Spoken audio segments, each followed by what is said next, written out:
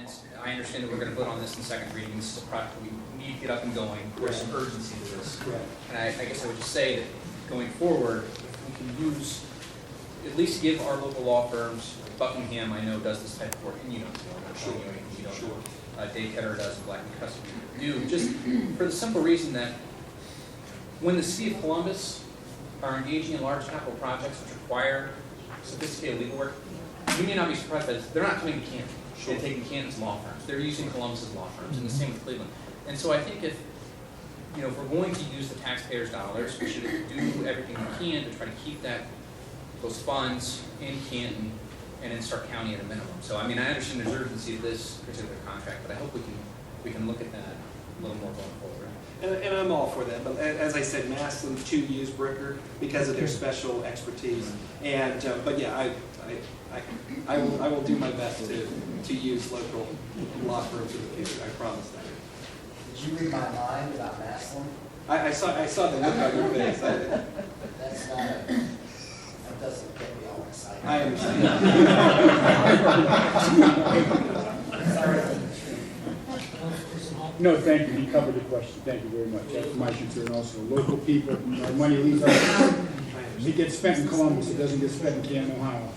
Nobody from Columbus is going to come spend a dollar anywhere in Canton, Ohio, in our downtown area or anywhere else. And so I think as long as we keep people working in the city, we get a chance of employing more people in the city. I agree. Any other questions? Questions, we'll go ahead and sign. If I could have just one minute, along with this piece of legislation, on October 10th at 2 p.m. there'll be a signing ceremony where Vivo, North Canton, the county, Canton, and Kubota will all be represented, and we'll be having a signing of a partnership agreement between the 5 partners, and also I will be signing the actual MBR procurement agreement. The media is invited to attend. Also, we'd like to extend an invitation to all of you to attend as well. October 10th, 2 p.m. at the Water Reclamation Facility. The Chamber is helping to sponsor it, and I think Stark State will be there as well. So we'll be signing a partnership agreement. It's just kind of we all work together. It's a ceremonial document that will be given to all the parties.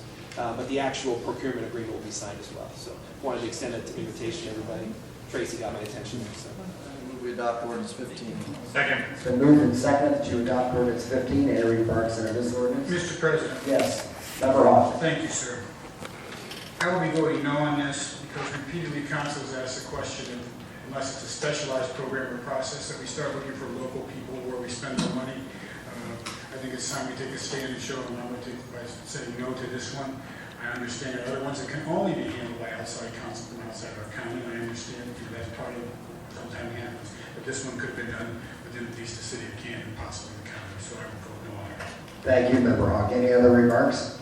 Hearing none, clerk. Mr. President. Yes, I'm sorry, Mr. Carter. I just wanted to say, I referenced it in committee, but in our final negotiation session, in our final negotiation session with the county, it was specifically requested that we seek counsel from Bricker and Eckler. I agree by the county. In our final, correct, okay. And it was kind of the final thing to get us past the negotiation stage. I totally agree with the statements made by Member Hawk and by Member Mack and committee.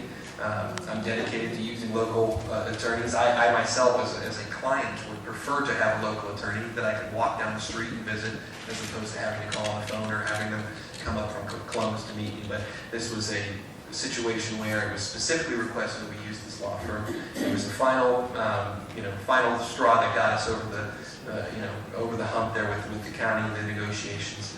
And so that's why we chose the firm that we did. And also they're known for their construction law expertise.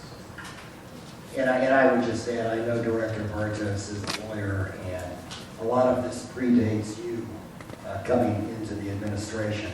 But I think Member Mack and Member Hawk and the rest of us make a good point.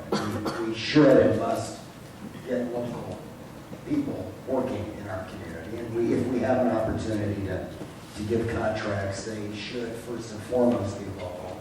And then if necessary, if there is expertise required,